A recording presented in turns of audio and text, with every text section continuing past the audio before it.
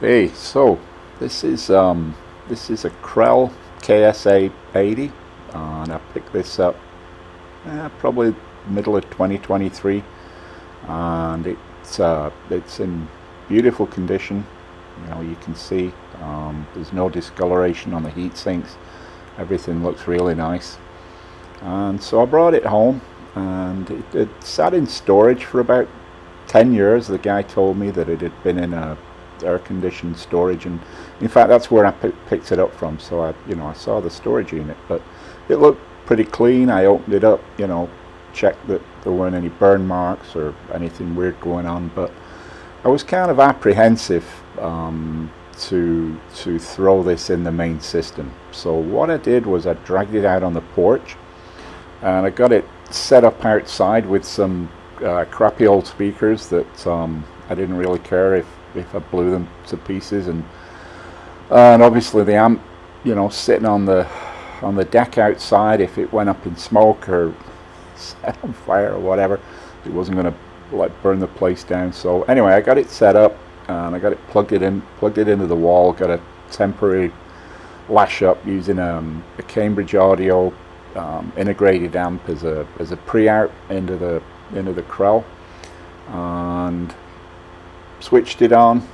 Didn't blow up, no smoke came out of it, but it was kind of a loud, nasty buzzing noise. So I thought, oh yeah, this is going to be a money pit kind of thing. And anyway, since it's outside, I thought, well, I'll put a CD in, see if it works, and here goes. Have a listen.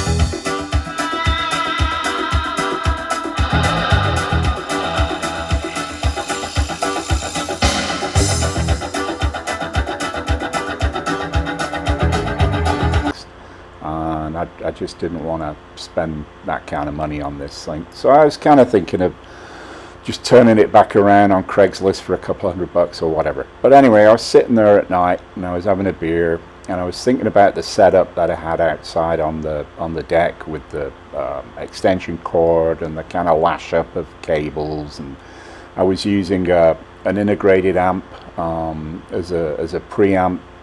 So it was obviously wasn't an ideal setup. So I kind of sat there and I thought, well, what if I just bring it inside, take a risk. I'll plug it into the PS Audio power conditioner, the P10, and I'll bring the crappy speakers back in and just power it up and give it another go. So that's kind of what I did. I stripped everything down, brought it inside, got it all set up in the main rig, actually using a tube preamp, the Veloci Audio. And so I powered it up, fingers in my ears, waiting to hit the power switch, and silence. Nothing. No hum, no noise, no buzzing, no nothing. Dead silence. So I thought, well, maybe something's tripped, maybe a breaker's gone. Okay, so let's stick a CD in and fire it up and see what happens. Well, this is what happened.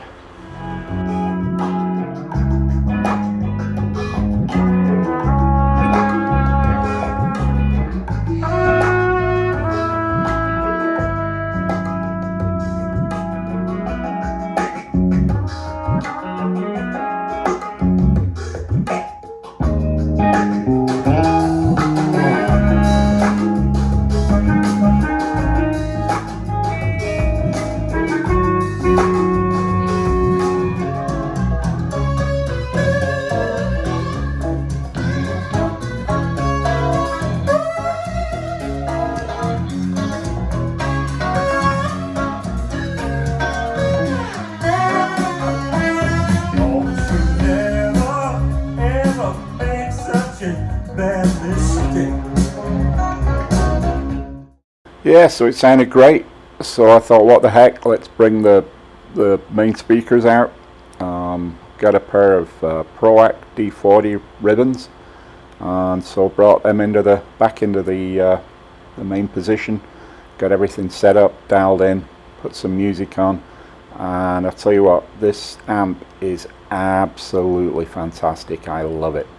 All this Krell stereotypes about their amps sounding lean and unmusical and hard on the top end, none of that applies to the KSA80. It is a sweet sounding amp. Really nice.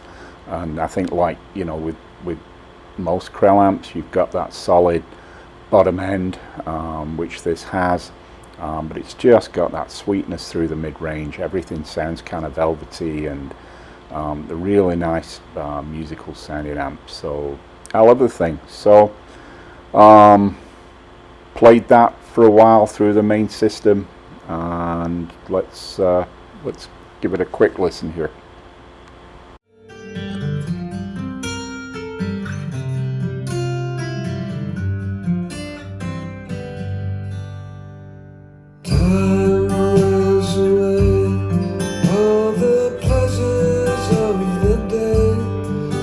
So yeah, Krell KSA80, who'd have thought it?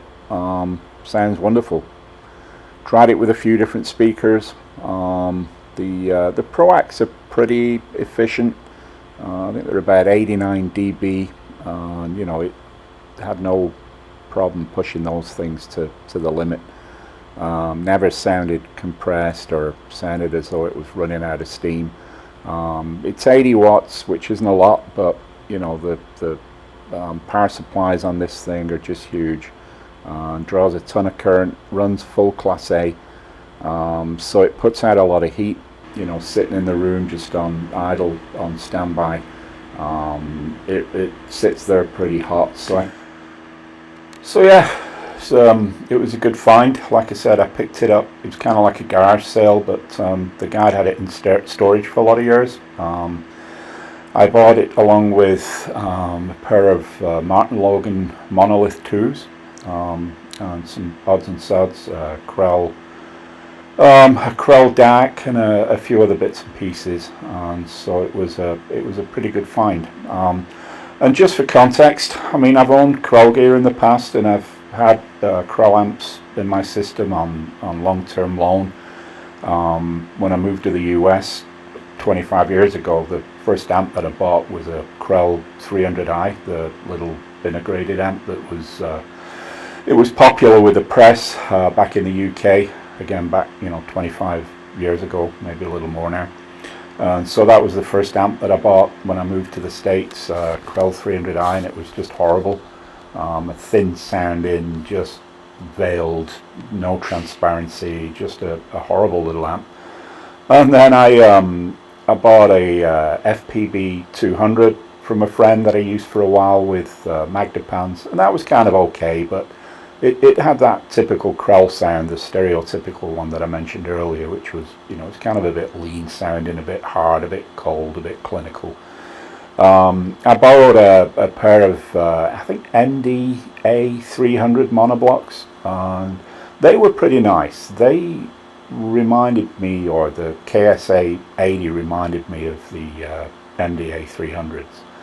So they had that kind of warmth and musicality in the mid-range that some of the other Krell amps that I've listened to didn't have. I borrowed a FPB700cx maybe.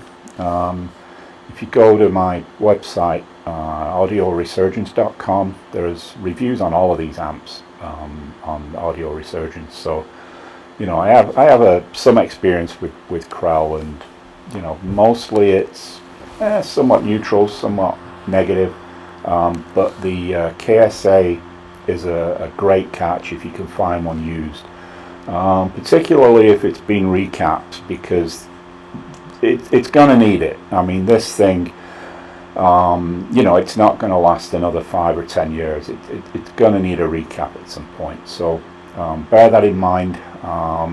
There are companies around that will recap these things for less than what Krell charge, but I'm not sure what they're putting in there as far as capacitor choice. I'm not sure if they're able to, you know, fully test all of the circuits in there that you know, Krell would certainly do back at the factory.